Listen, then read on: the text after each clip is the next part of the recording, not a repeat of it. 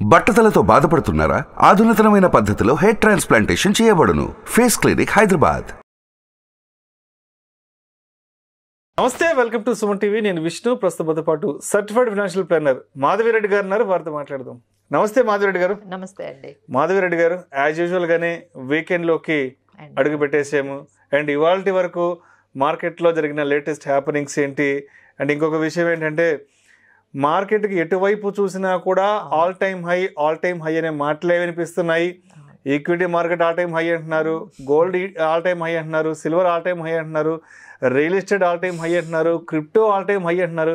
ఏంటి అసలు ఈ ఆల్ టైమ్ హై మోత మోగిపోతుంది అసలు? సో ఇది ఫస్ట్ టైం అండి. మేము ఎట్లా అంటే ఒక ఎసెట్ క్లాస్ పెరిగితే ఒక ఎసెట్ క్లాస్ తగ్గడము, ఎస్పెషల్లీ ఈక్విటీస్ కానీ బాగా పెరుగుతూ ఉంటే గోల్డ్ కొంచెం కూల్ అవ్వడం, ఇలాంటివన్నీ మేము చూసేవాళ్ళం. This is the first time we are seeing. Even మీరు ఇంకొకటి మర్చిపోయారు, డెట్ కూడా ఆల్ టైమ్ హై.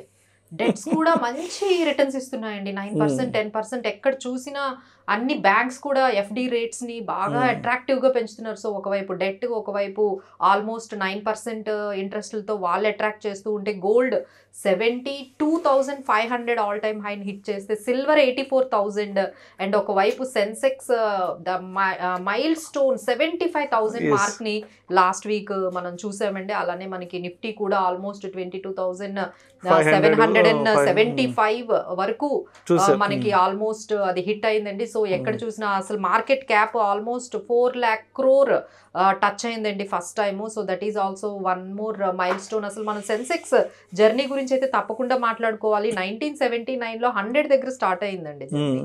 సో 1990లో 1000 ఉంటే 1999లో 5000 అండ్ 2006లో 10,000 అండ్ 2014లో 25,000 అండ్ 2021లో 50,000 అండ్ 2024లో almost 75,000. So this is the incredible journey అని మనం నిఫ్టీ ఎట్ 75,000ని మనం గుర్తుపెట్టుకోవాల్సిందండి. ఈ మార్చ్లో మనకి ఆ మైల్ స్టోన్ని రీచ్ అయ్యాము. బట్ ఏంటంటే నౌ వీఆర్ సీయింగ్ టుడే అంటే ఈ రోజు మనకి మార్కెట్స్ ఆల్మోస్ట్ అంటే ఏదైతే ఈ ఆల్ టైమ్ హైని మనం తీసుకొని వెళ్ళిందో, సో ఈ రోజు అయితే ఆల్మోస్ట్ 22,519 దగ్గర మార్కెట్స్ ఈరోజు క్లోజ్ అయ్యాయి. ఆల్మోస్ట్ 200 అబౌవ్ పాయింట్స్ని మనకి మార్కెట్స్ నిఫ్టీ లాస్ అయితే, సెన్సెక్స్ అయితే ఆల్మోస్ట్ 800 పాయింట్స్ని ఈరోజు ఎస్పెషల్లీ మార్కెట్స్ లూజ్ అయ్యండి. So finally markets have closed below మనకి 74,244 దగ్గర క్లోజ్ అయ్యాయి.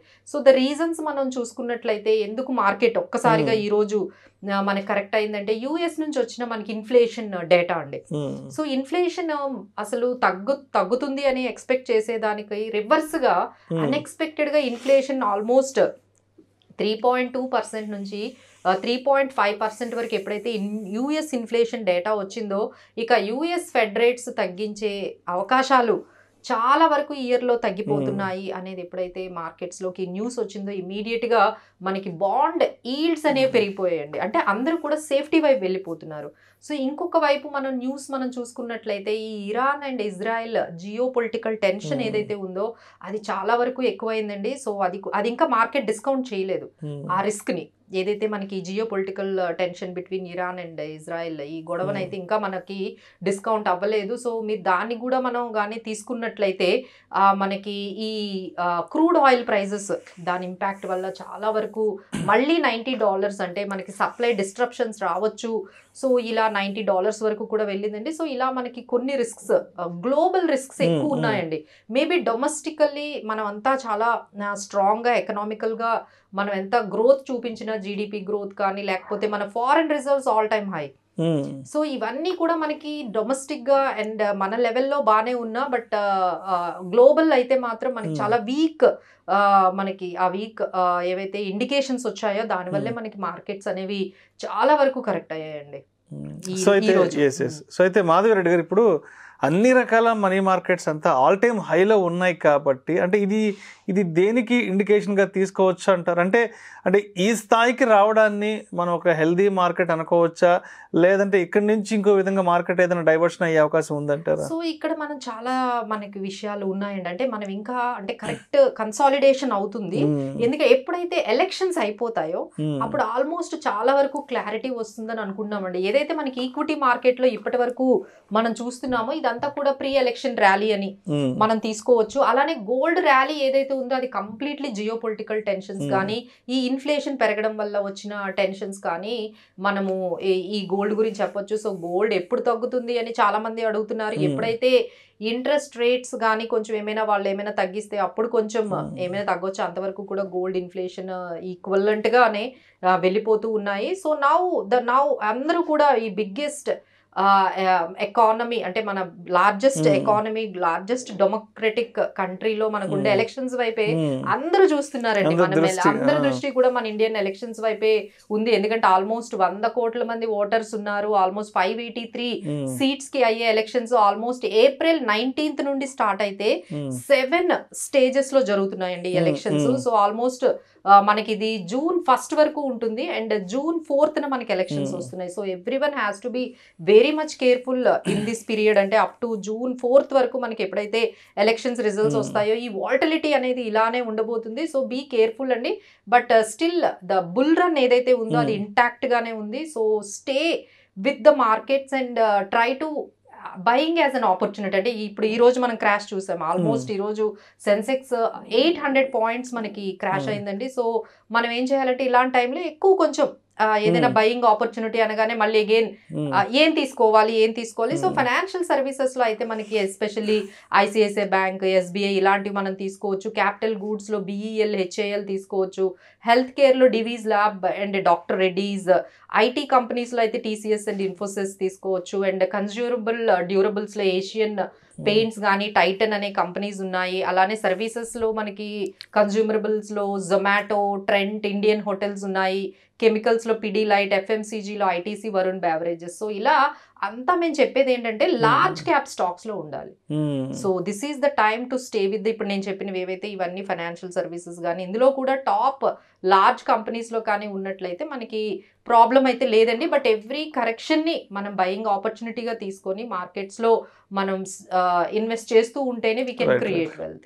అండ్ అదేవిధంగా ఇప్పుడున్న ఈ మార్కెట్ ఆల్ టైమ్ హైస్ చూసేసి వెంటనే ఈక్విటీ మార్కెట్లోకి వెళ్ళిపోదాం, వెంటనే ఇన్వెస్ట్మెంట్స్ చేసేద్దాం అనుకున్న వాళ్ళకి ఏం చెప్తారు? సో డెఫినెట్లీ అంటే ఎప్పుడైతే లాస్ట్ ఇయర్ మనం చూసుకున్నట్లయితే ఆల్మోస్ట్ అందరికీ అండి అంటే ఈ మ్యూచువల్ ఫండ్స్ లోనే చూసుకుంటే 25% మా క్లయింట్స్ కూడా మేము రివ్యూ అన్ని చేస్తూ ఉంటాం. అంటే ఏప్రిల్ రాగానే మా క్లయింట్స్ అందరికీ రివ్యూ మీటింగ్స్ ఉంటాయి. అంటే పోర్ట్ఫోలియో ఎలా పెర్ఫామ్ చేసింది. సో చూస్తే అన్ని పోర్ట్ఫోలియోలో ఆల్మోస్ట్ 25% అండి. సో మేము అందరికీ ఇన్వెస్టర్స్ కి చెప్పేది ఏంటంటే that will not be the same for the next few years. ఈ ఇయర్ వచ్చినట్టుగా లేకపోతే లాస్ట్ 2 years నుంచి ఏదైతే మనకి ఈ స్టాక్ మార్కెట్ ఈ బుల్ రన్ దీనికి మీరు ఇదే కంటిన్యూ అవుతుంది ఈ విధంగానే 20%, 25% వస్తాయని అయితే చెప్పలేమండి. సో డెఫినెట్లీ మన ఎక్స్పెక్టేషన్స్ కొంచెం నెక్స్ట్ ఫ్యూ ఇయర్స్ వరకు కొంచెం మోడరేట్ చేసుకోవడం మంచిదండి. మోడరేట్ రిటర్న్స్ తో ఎక్స్పెక్టేషన్స్ తో మార్కెట్ లోకి రావాలి. కానీ ఈ విధంగానే 20% ఇప్పుడు స్మాల్ క్యాప్స్ లో 30-40% అలవాటు అయిపోయింది మన వాళ్ళకి రిటర్న్స్.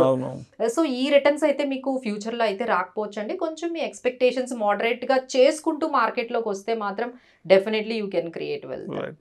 సో మాధవి రెడ్డి గారు అదేవిధంగా Q4 రిజల్ట్స్ కూడా రాబోతున్నాయి కాబట్టి నెక్స్ట్ మార్కెట్ ని ఏ విధంగా ఎక్స్పెక్ట్ చేయొచ్చు అంటారు రిజల్ట్స్ ని బేస్ చేసుకుని? అవునండి. సో నెక్స్ట్ అంటే ఈ నెక్స్ట్ వీక్ ఏదైతే ఉందో అవి మార్కెట్స్ ని ప్రభావితం చేసే అంశాల్లో మనకి Q4 ఈ నెక్స్ట్ 2 weeks ఇప్పుడు నేను కొన్ని క్యాలెండర్ వీక్స్ ఉన్నాయండి. అంటే ఏప్రిల్ 12th ని మనం చూసుకున్నట్లయితే ఫ్రైడేతో TCS ఫస్ట్ స్టార్ట్ చేస్తుందండి. ఏప్రిల్ 17th మనం చూసుకున్నట్లయితే Angel one, ICICI Lombard, Tata communication. April 18th మనం ICICI securities, HDFC life insurance, Infosys, Bajaj auto ఇలా మీ క్యాలెండర్ ప్రకారం మనం కొన్ని రిజల్ట్స్ అయితే రాబోతున్నాయండి. సో దాని ఇంపాక్ట్ అయితే చాలా వరకు మనకి మార్కెట్స్ మీద ఉంటుంది. ఎస్పెషల్లీ కొన్ని సెక్టార్స్ కొంచెం వీక్ గా అయినా ఈసారి కొంచెం కొన్ని సెక్టార్స్ లో వీక్ ఎర్నింగ్స్ రావచ్చు అనేసి అంటున్నారు. సో మీకున్న పోర్ట్ఫోలియోని ఒకసారి చెక్ చేసుకోండి. ఎక్కడైతే మీకు ఏ కంపెనీస్, ఏ ఇండస్ట్రీస్, ఏ సెక్టార్స్ వీక్గా ఉన్నాయి, ఏ సెక్టార్స్ మంచి రిజల్ట్స్ వస్తున్నాయి,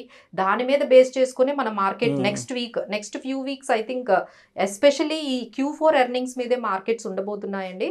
అండ్ మార్కెట్స్ ఇప్పుడు మనం చెప్పుకున్నట్లుగా సపోర్ట్ లెవెల్స్ అయితే 22,200 దగ్గర మంచి సపోర్ట్ ఉంది, 22,200 అండ్ 22,300 దగ్గర. అండ్ రెసిస్టెన్స్ లెవెల్స్ అయితే 22,700, 22,800 వరకు ఉన్నాయి. సో ఈ లెవెల్స్ ని, ఈ సపోర్ట్ లెవెల్స్ ని మనము చూసుకుంటూ మార్కెట్ లో ఆ Q4 రిజల్ట్స్ ని అనుగుణంగా మన బయింగ్స్ లేకపోతే పోర్ట్ఫోలియో చేంజెస్ చేసుకుంటే బాగుంటుందండి నెక్స్ట్ వీక్ కి. Right, thank you so much Madhureddy గారు. Thank you. ఈ వారం మార్కెట్ లో ఏం జరిగింది, వచ్చే వారం మార్కెట్ లో ఏం జరగబోతోంది అనే అంశాల గురించి చాలా క్రిస్టల్ క్లియర్ గా మీ విశ్లేషణ ద్వారా తెలియజేశారు. Thank you so much Madhureddy గారు. Thank you.